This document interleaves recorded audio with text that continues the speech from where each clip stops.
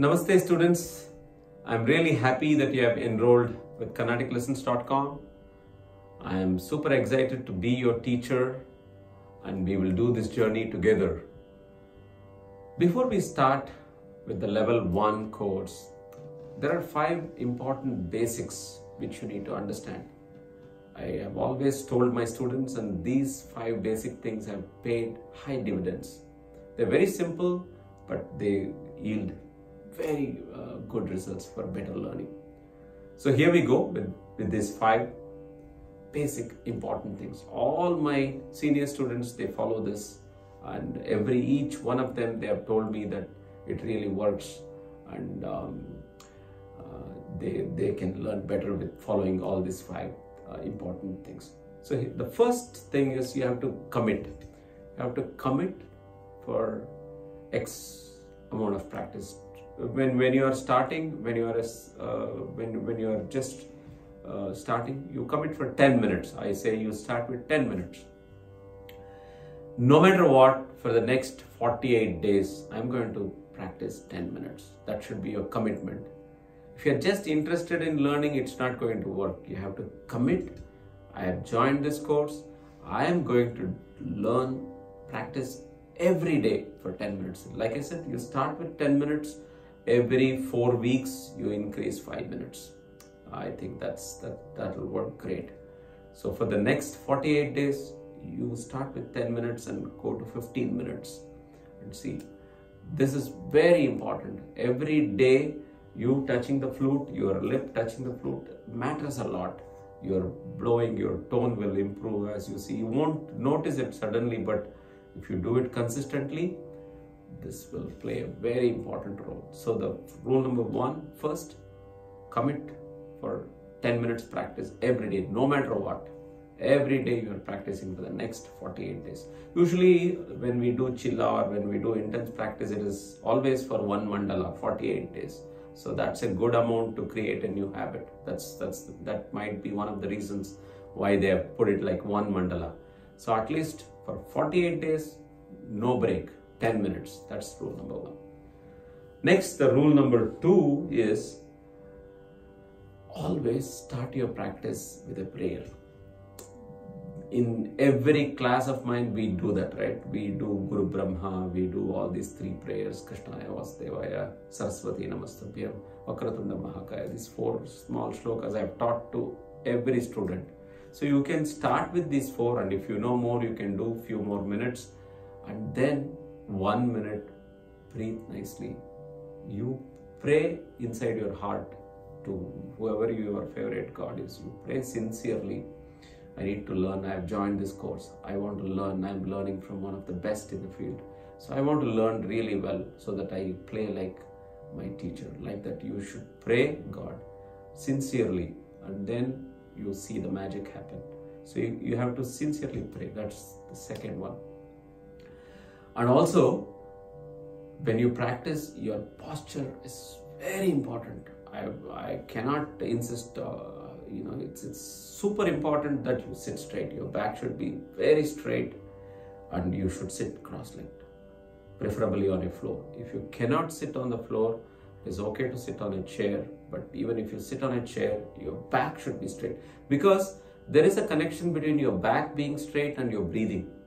In meditation, in yoga, in everything, this is what it is. It's always your spine is connected to your breathing. So if you are sitting like this, your tone is not going to be good. So this is very important, the second one.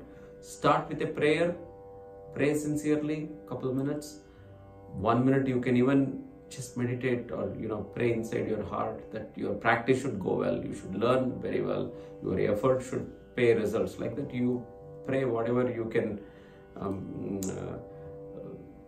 Compose your prayer like according to your needs. You are working with a difficult song, then you can pray like, oh my God, please help me to learn this song. Or you do whatever, depending on the practice, you pray. But all the beginner students, this is your common prayer. Oh Krishna, please help me to learn this instrument better. I'm really happy to be learning this, so please help me. That should be your second thing. And number 3, you have to schedule your practice. Yes, you committed for practice. Yes, you are going to start with the prayer and you are going to sit straight. But when? When are you going to practice? Oh, I'm going to do it tomorrow. It's like, when? You have to schedule your practice. Especially with the kids, I see there is no schedule and then the practice is not happening. As and when, every day it is a different time. So no, that's not going to work.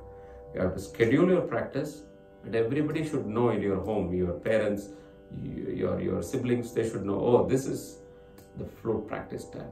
6:30, 7 o'clock in the evening is very good desired time. You can also assign a specific place. So specific time and specific place, this is very important. You assign a place. Preferably, I like to play in front of the God's puja room if you have. That is very good. There is really nice vibrations there. It is good. So you have to choose a time and choose a specific place. And every day you practice in the same place. Same place, preferably same time. Sometimes it might not work, but that's okay. But place, don't change the place. Because all that matters when you are in that place, after you practiced for a month, you automatically feel like you will see the progress. You do it for a month and tell me how you feel, because that really works. So you have to assign a place and you have to assign a time, schedule that practice. And the next most important thing in this is you have to gather all the materials needed for your practice. Your flute, your recorder, your notes, whatever you are working with, everything you prepare before the practice. Not play one song and run around, bring a water bottle. Not play something and then look for notes, search for notes. 5 minutes is gone there. Then your 10 minutes practice is not really 10 minutes. It's going to be like 5 minutes practice, which is nothing. It doesn't go to work. So you gather all your material. Say you are watching my video in your tab or your phone or in the computer. You keep that lesson ready, you cue it there, you go to that lesson and keep it there ready. That way when you are practicing, it is there. You can watch it quickly and then get back to your practice. If you are searching, browsing, then one leads to another thing and then you are lost. Your practice is not good. So don't do that. Keep everything ready. Assign a schedule a time, schedule a place, same place every day, and then keep all your stuff ready. If you're watching a video, that's very important. It's nice that you watch and learn, very important, but keep it ready. Not like every time you're using a different device. Every time you're looking for something and then don't do that mistake. I'm telling you in my experience, I have done all these mistakes and I've learned from my mistakes, and that's why I tell my students, you don't have to go through all the mistakes which me or other students did. Don't do that. From the beginning, it will be very organized. Your practice means your practice should be a very effective practice, very smart practice. Then this is the fifth last tip. So there are 5 tips. I'll recap one more time. The last one is your environment should facilitate your practice. So don't practice, for example, don't practice in the living room near the coffee table. Don't do that, because somebody is answering a phone, one of your parents might be watching a TV. No, that's not a good place to practice, because you can be distracted very easily. Some phone rings, you will be distracted. So you have to facilitate the environment without any devices, without any distractions. I practice in the morning, so I have a rule. Till 12 o'clock, I don't touch my phone. I don't go on the internet, or mostly I try to avoid the phone until and unless it's some emergency or something very important. But usually I don't keep my phone with me till noon time, morning, because I want to practice in the morning. So at least when you are practicing, don't have the devices, because every time some notification comes, you are distracted. That flow is not there. To get that flow, you should not have that. It will really distract you. And also I suggest, I know you want to watch the video, you keep separate time to watch that. Without anything, just with you and the flute, if you practice, it will be very effective. So you don't have all these distractions. That clean environment is very good. Second thing, wherever you are practicing, don't have 50 things lying around on the floor. Everything really matters, because everything is energy, and everything is, if the place is dirty and has a lot of clutter, you cannot play. For example, you are playing in the basement where there are like so many toys, this, that, junk. You cannot sit and practice there. You need to have a clean environment. So as much as possible, empty is good. I like that. Everything, nothing on floor. The floor should be empty and then clean. And always, I try to keep a god, my favorite god, or many Swamijis have given me some picture, or some small statues. Many Swamijis have given me Krishna statues. So I have something in front of me. The moment I feel that place is clean. That they say it in Sanskrit called Sanidhyam. The place is very pure. Wherever God is there, that place is very pure. That Sanidhya is there. That divinity is there. I don't know what is the exact English translation for Sanidhya. The divinity is there. Wherever you have God, that place is divine.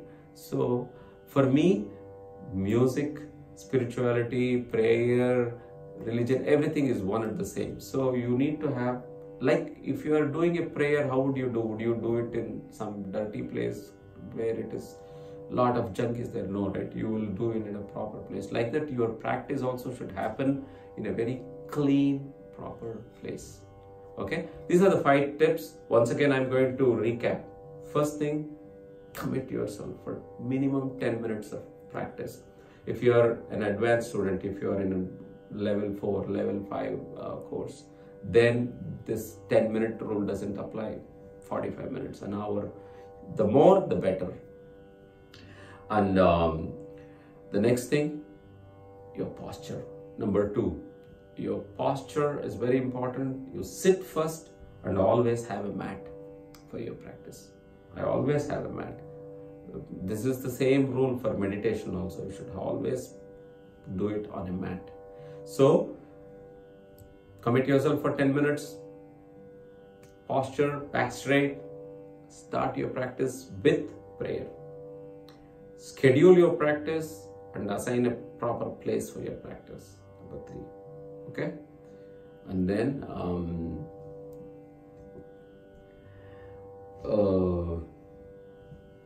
you assign a specific place, like I told, schedule and assign a proper place. And then facilitate the environment, clean environment. And in that 4th point, I told also assimilate all your stuff needed for the practice. Okay? So these are 5 tips. Follow this diligently so that you will see the results. Okay? 10 minutes practice. Start the practice always with a prayer and sit properly, straight, cross-legged. Choose a specific time for practice. Evenings are very good. Early mornings are very good. Early mornings is the best if you can practice like 5 a.m. 5 to 6 is the most preferable time. I like to play.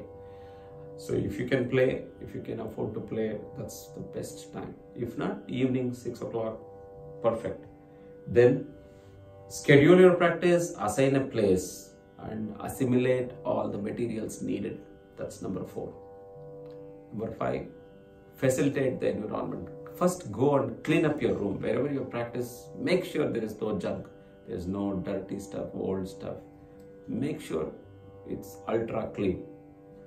If you do all these 5, your practice is going to be great and you will see the results. Okay? Thank you, students. Hope these 5 tips really helps you. Follow this and then let's get started with level 1. Thank you.